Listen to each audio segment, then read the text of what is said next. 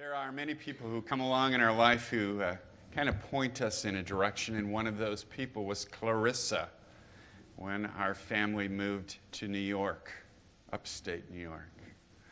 Clarissa was in her early 70s, mid-70s, when she launched a ministry based on the needs of people in her community. Her husband had been the chief of police in our city. He had died some years before. And now this Episcopal woman who loved her tea time at 10 and at 2, she liked her special kinds of breaks, found herself surrounded by people, especially women with children with special needs.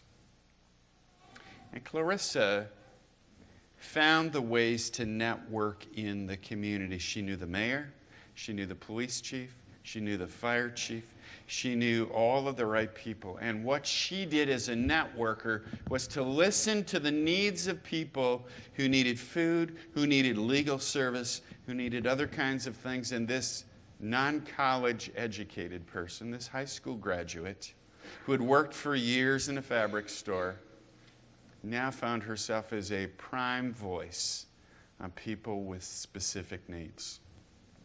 Clarissa was a model for me. She said, "Pastor, you need to be as gentle as a dove, but as wise as a serpent. People need to know what you will do and also how to hold people accountable." She said, "I cannot just serve people's needs unless they're willing to work with me and to seek to be about the change in their life."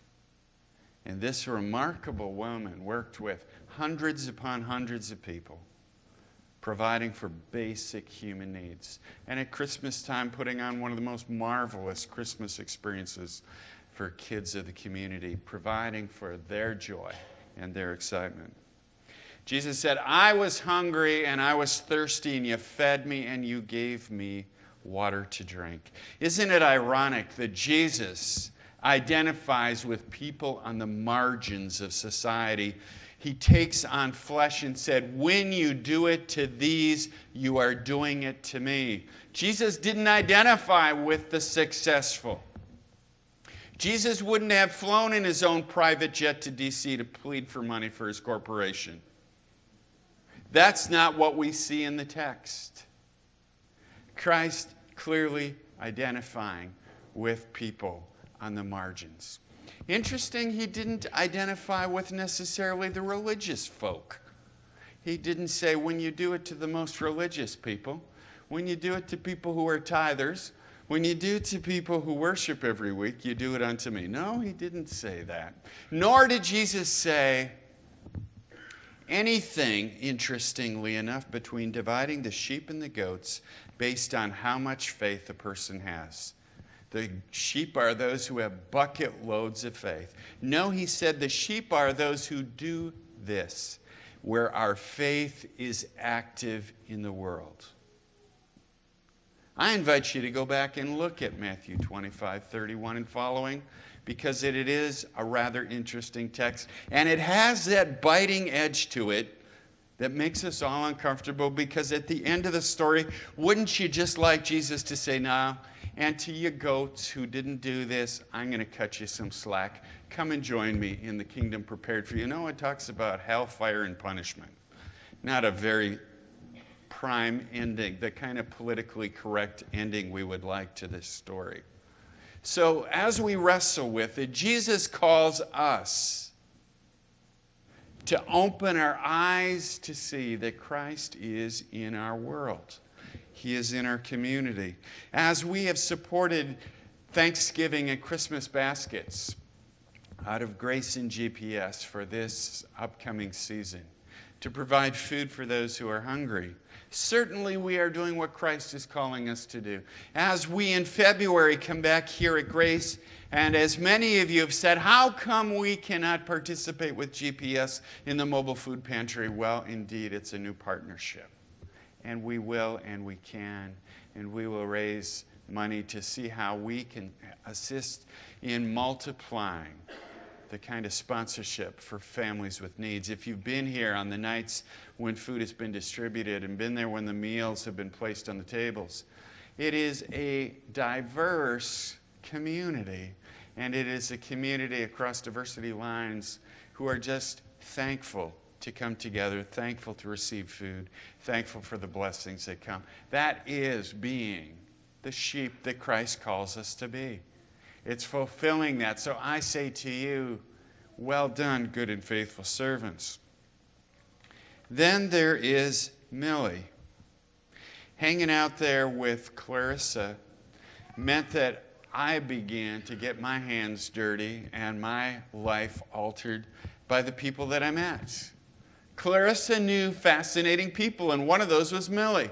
And I bumped into Millie early on in my times at Clarissa's house. Millie had been a little bit mentally challenged, but in her 30s, she was hit by a drunken driver.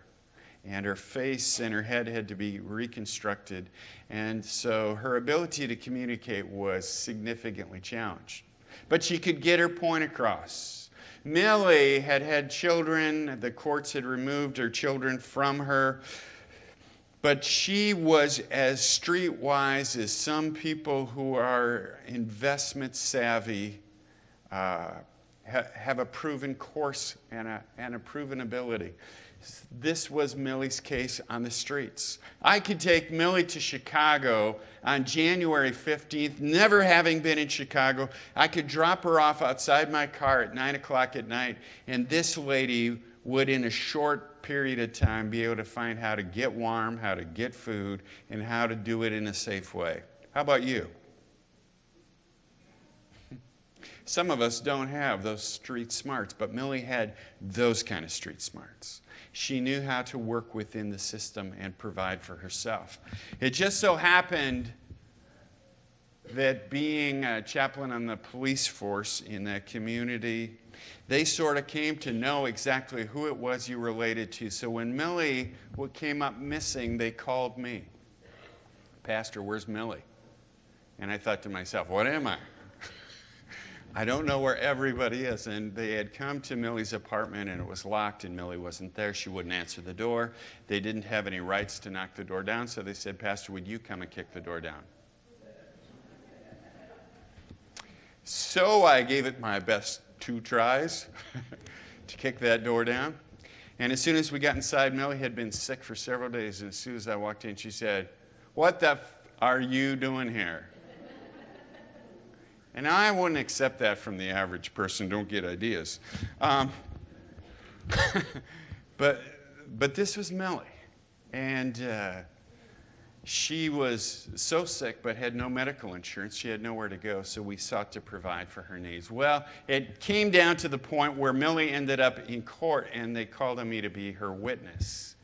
And I was her witness. She ended up going to jail anyway.